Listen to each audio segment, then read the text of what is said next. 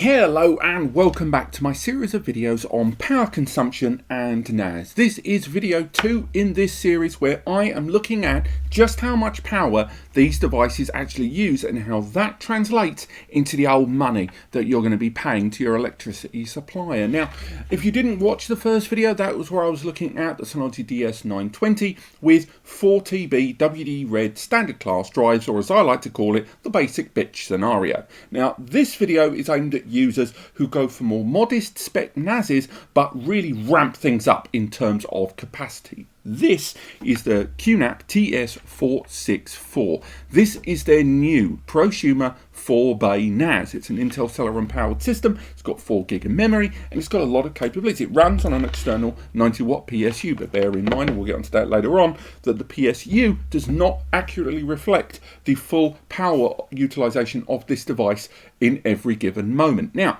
in order to look at another scenario here, what I've been looking at is users that go for NASs like this, but also go for tremendous high capacity drives. These are the WD-RED 22TB Pro series drives. WD-RED Pros like these, this is fully populated with 4 drives in a RAID 5 configuration there. Now, Pro series drives use more power than non-Pro drives. It's because they've a lot more stuff going on inside, more platters and everything. It's generally a more power hungry drive relative to hard drives. On top of that, a 22TB drive has got even more platters, more moving parts, more overheads with which to keep an eye on. Consequently, this system, much like our previous test with a 4-bay, this is going to be utilizing a Celeron processor to run all of its processes, but has much bigger drives, and therefore there will be that extra element of power consumption to bear in mind. So, in today's video, I'm going to be running 2 different kinds of tests on this. What I'm going to do is get the device set up for the very first time. I'm going to set it up in that RAID 5 with those 22TB drives. That's going to take the better part of a day to set up because of the RAID configuration, even on high RAID resync. And then I'm going to run this system for 24 hours of full access, full activity, ultimately not letting the device go into idle or standby. To do that, I'm going to be doing the following things. I'm going to be setting up a virtual machine on the device running on 1 core and 1 gig of memory. That VM is going to be always running and using about 20 to 25% of the internal resources of the CPU and memory straight off the bat. On top of that, I'm also going to be running QVR Pro with 2 cameras connected to the QNAP NAS there, and these are going to be sending alerts of recorded movements, but ultimately it's going to be stopping the system spinning down those drives, and it's going to be using even more of the system CPU and memory. On top of that, I'm going to be running hourly SMART or smart tests on each of the individual drives on a schedule over that 24-hour period to stop the drives going into idle. And ultimately, with these 3 processes, I'm going to stop this system falling asleep for the next 24 hours. Then I'm going to disconnect the LAN cable, obviously at the end. I'm going to disconnect the LAN cable alongside deleting QVR Pro and the cameras, deleting that virtual machine that I've created, and disabling that SMART test schedule, ultimately allowing this system to go into idle for 24 hours. And then at the end of that, we will have 24 hours of full active use using a decent amount of the internal hardware and 24 hours of the system running idle, not being accessed.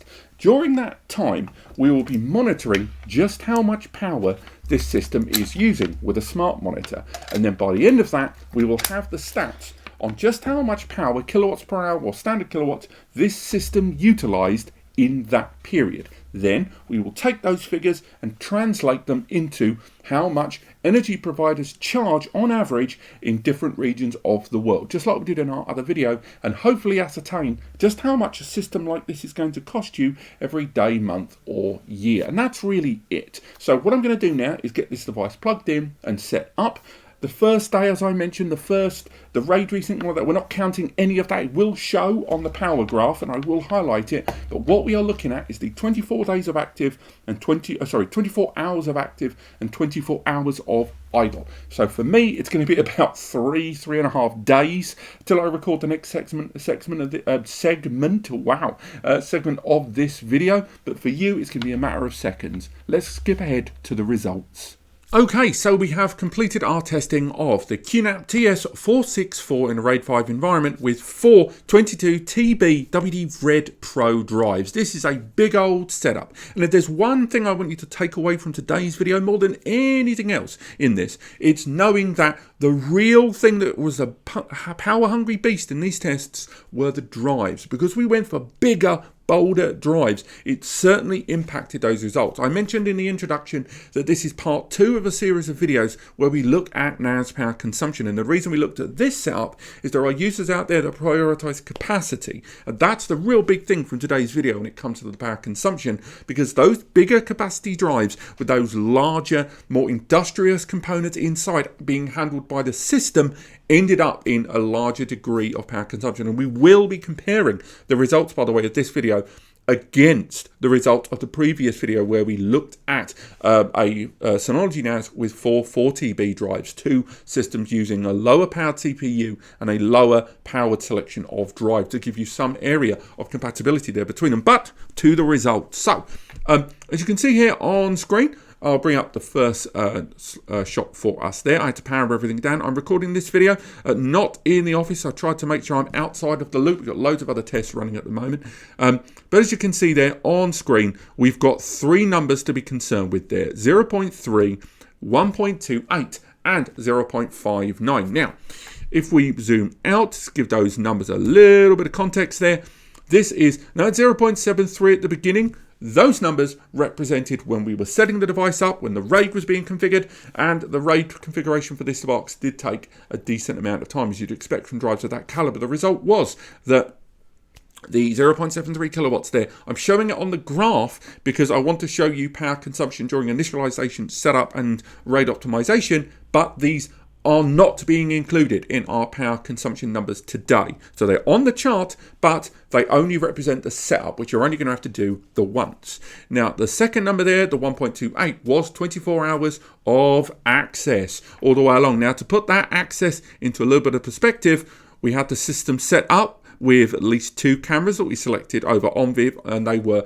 Reolink bullet cameras, 1 dome, 1 bullet camera. We also had, let's full screen this, we also had the RAID 5 configuration there of those drives all together, and that was the system utilization generally. Then we had the RAID group created and the volume created as well. And as you can see, we started doing rapid smart tests every hour for that 24-hour period there. Also, on top of that, we were running a virtual machine that was running on a 1-core, 1GB Microsoft Windows setup there for our virtual machine.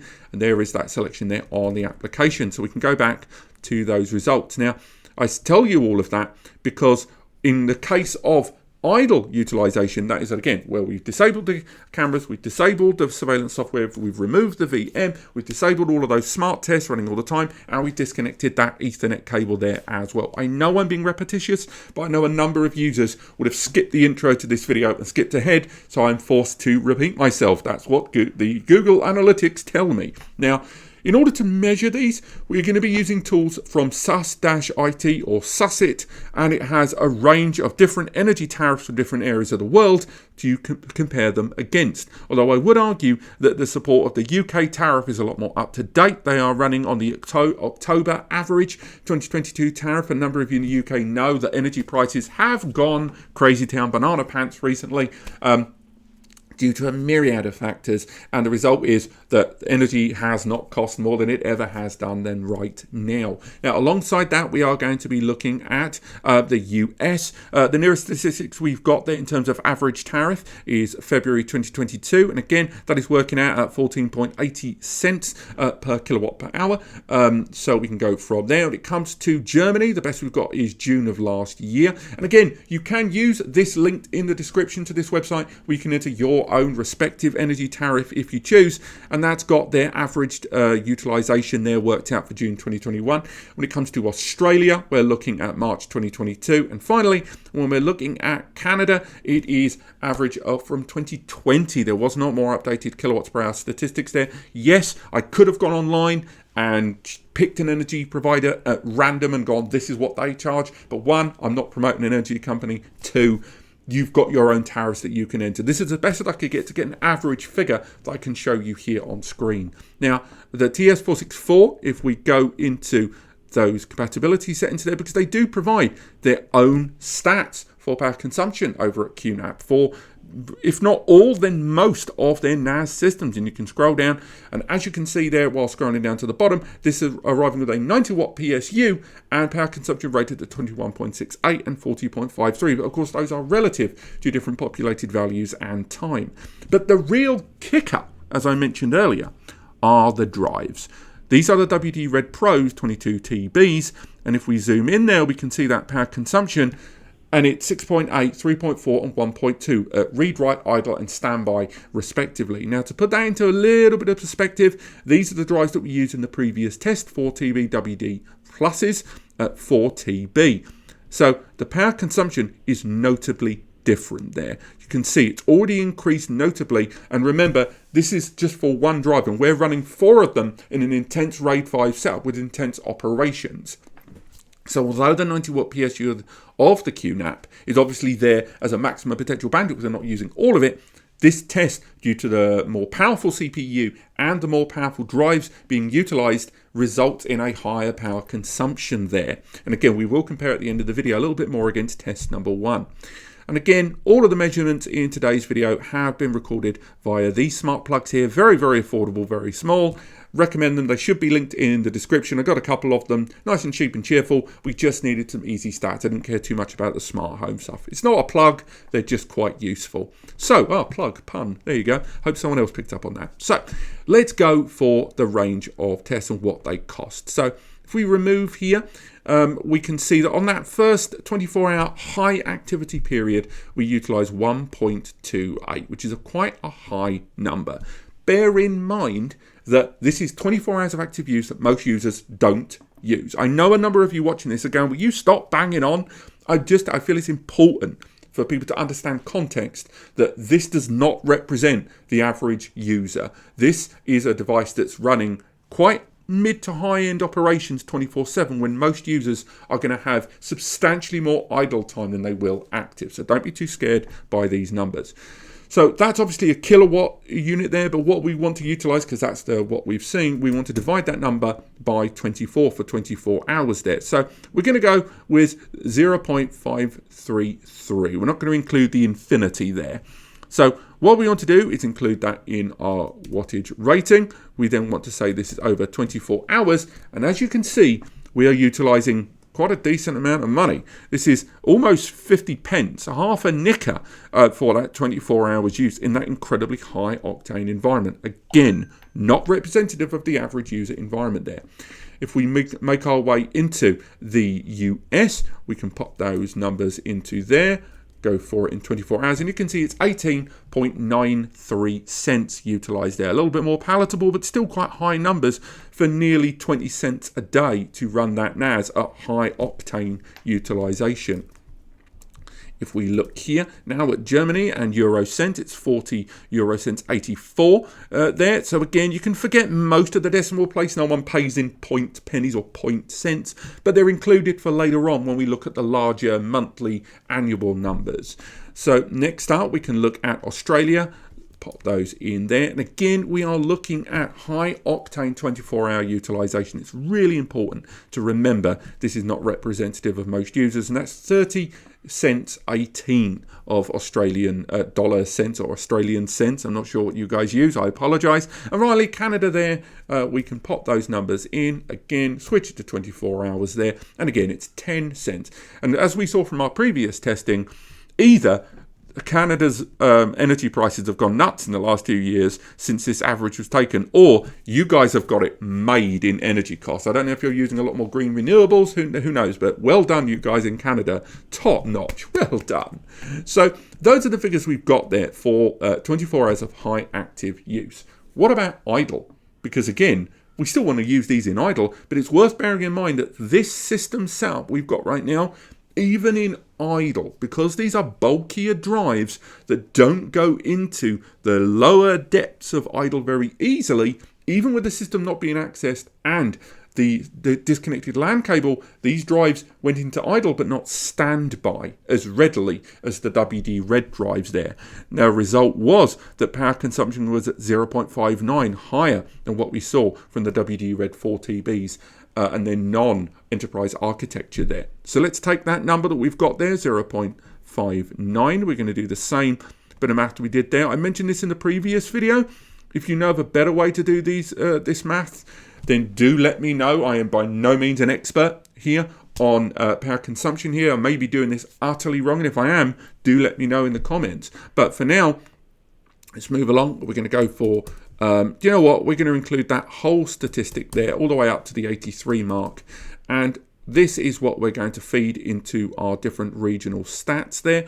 So again, we should be able to just copy that straight in. So in idle, it was working at 20 pence a day. Bear in mind, it was costing about 7p a day for a 2020 released 4-bay from Synology and 4TB drives. That should give you some idea what a more powerful NAS, more capable NAS, and a more industrious hard drive combination will bring to the party. But again, let's have a look at the US. So that breaks out at 8 cents 73. We're just going to call it 8 cents between us friends. 18 euro cents there. So again, we're seeing a lot more parity in the pricing there between the UK and Europe there, particularly Germany. Next, we can move in. We can go to the cost of electricity there in Australia. Australia working at 13.92 cents. And finally, we can go again to Canada, the ones that are paying next to sod all for electricity, according to this. And for them, it's just 5 Canadian cents there. Now, again, there are, of course, third-party impacts like, again, the war in Ukraine between Russia and Ukraine, I should say, has seriously changed the cost of electricity for most users right now, and it's definitely a factor worth bearing in mind when it comes to energy consumption and how things may change very dynamically up and down very, very quickly. But how does this all translate into not just the daily rates that we just talked about, but months and per year? Well, at the time of recording, I am making a huge article which is breaking down a lot of the utilization of this power setup. All of my individual tests, my cat just came in, thank you very much. And in this setup, when I finish writing it, I'm going to be adding more and more NASs as I go, but it's very much work in progress. But the thing you're going to be interested in, there's the Synology testing that we did earlier on with that lower spec, more efficient setup there. When we go to this more industrious setup, we can start comparing a lot of these numbers for, again, all the different regions of the world and how they compare on monthly and annual use. How have I got to this figure? Nice and simple. I've taken that cost per day figure that we've talked about. I've then times that figure by 365 days for the annual and then divided it by 12 for the monthly there. Because again, a number of you go, what about February? Look, get stuff February. Anyway, at the top of the screen there, you can see the 24 hours active utilization that we talked about there. And the figures broke all the way along. And again, as mentioned, I will add more NASs when that article is live. It should be linked in the description there. As you can see, when it comes to the annual utilization, it would have worked out just shy of 160 NICA in the UK with that setup, had it been running for 24 hours a day, full-blown utilization for an entire year. None of you should be doing that. If you're not a business, you shouldn't be doing that. In the US, it was $69. In Germany, 149 euros. It was $110 in Australia. And finally, $39 in Canada. Again, how do you do it, Canada? It's all that maple syrup, isn't it? So monthly, it was 13, 5, 12, 9, and 3 respectively for all of the currencies. But again, it was the idle utilization because most users who maybe use it for multimedia and low-level camera use where only alerts get sent. These are ones where drives are more likely to slip into idle or standby for more than 20 to maybe 21, 22 hours a day outside of multimedia use and the occasional synchronized backup. So for those users, we can see that over the year it worked at £72 or 31 US dollars, 68 Australian euros, 50 German euros there, 50 Australian dollars and 18 Canadian dollars for the year. And again, for the cost per month, you can see 6, 2, 5, 4 and 1 pounds, euros, dollars respectively per month for each of those individual regions. So again, these larger drives definitely eat more power up. Yes, there is the argument that the QNAP having a more aggressive CPU than the NAS we saw before, because in my previous testing when we were running the 2019 released Celeron processor inside the 2020 release Synology, you can see those numbers are markedly different. And again, we will break down a lot more in that article about how these numbers compare as we add more NASs to this list. And hopefully Eddie will work on a means for you to choose individual setups for your needs, which you can then get some variable numbers on there for you.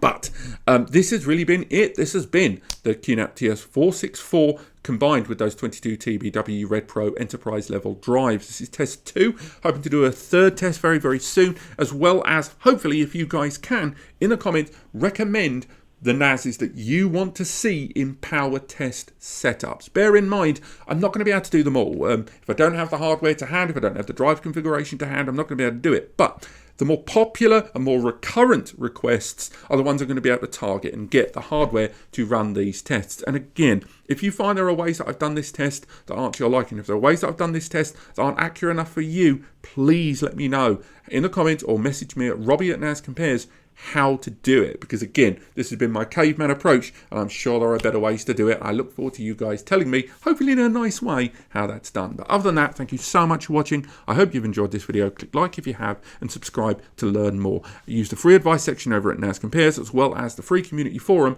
over at Ask NAS Compares. But apart from that, I will see you next time.